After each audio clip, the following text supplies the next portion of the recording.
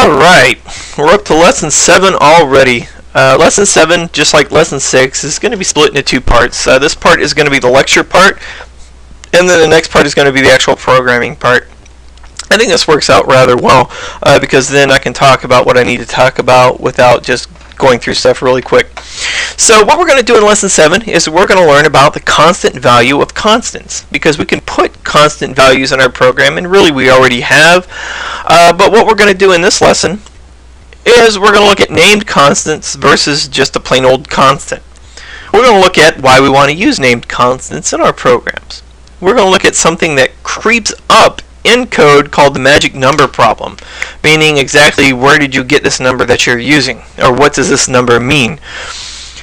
And then we're going to look at code maintenance, alright? Because if I can make my code easy to read, easy to maintain, coming back after 6 months or a year or change in technology or something like that, my code is much more simple. So it's not simple, it's just easier to read. It's easier for me to see what I was thinking at that particular point in time, and everything like that. If you've ever looked at anybody else's code that isn't commented properly and things like that, you know it can get real sticky real fast. Okay, so make your code easy to maintain for you or for the next person down the line.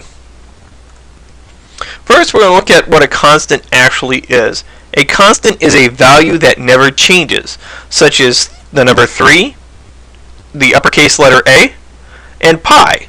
Even though pi never terminates or never duplicates a series of values, it's still considered constant because it's a constant value.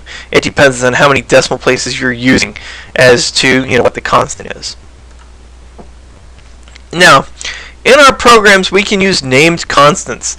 A named constant is nothing more than a variable that we declare as a constant. We use the constant name instead of the value in our code. What I mean by that is when I declare it, I declare a constant, I still give it a data type, so in this case we have a double, and then I give it a name, pi.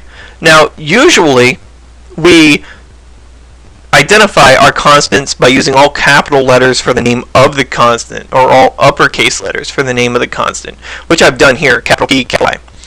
And then we put an equal sign, and we put a value in there. You have to give your constants a value when you declare them, because that value cannot change in the rest of your code, or at runtime you cannot change the value for your constant. And down here I have an example. I'm calculating the area of a circle, and the area of a circle is pi times radius squared. Alright, so I have pi times radius times radius. Alright, but I'm not using the value for pi, 3.14. I'm using the named constant for pi. Alright, so if I have to come back later on and maybe I have to change how many decimal points pi goes out to, I just have to change it in this declaration here. I do not have to change it every place I use pi in my code, and that's really kind of the value of these named constants, is that if I use the value for pi, let's say I just put 3.14 actually in my code down here, and let's say I used it 20 times throughout my program, and all of a sudden I've changed the number of decimal places that pi goes out to. Well, I got to change it 20 times in my program. If I use a named constant, right, then all I have to do is change it where my named constant is declared, and every time I use the named constant pi, it automatically uses that value, whether it's 4 decimal places, 8 decimal places, what have you. Alright? So this is why we want to use named constants. Another reason why we want to use named constants is it avoids the magic number theory. The magic number theory is something in programming that says, well, where the heck did you get this number from? Where did you get this 0.06 from? What does that mean in this equation?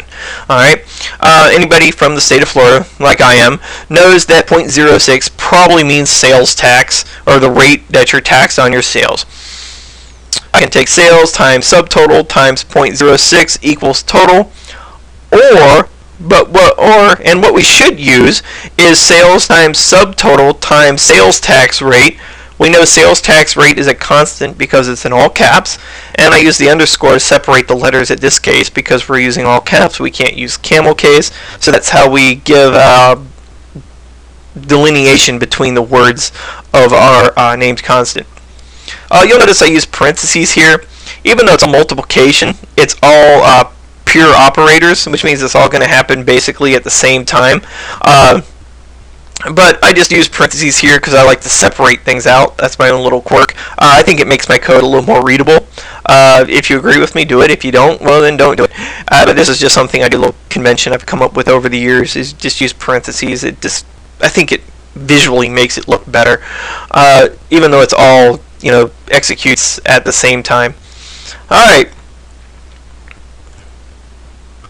So we can use name constants for code maintenance like we were talking about a couple slides ago, and we only have to change the value of a constant in our code once, and that's the great thing about it. Now keep in mind there's a difference between opening up your source code, changing the value of your constant or your named constant, and recompiling your source code, and changing the value of a constant in your program, which you cannot do. Once it's declared, you cannot change the value of it in your program.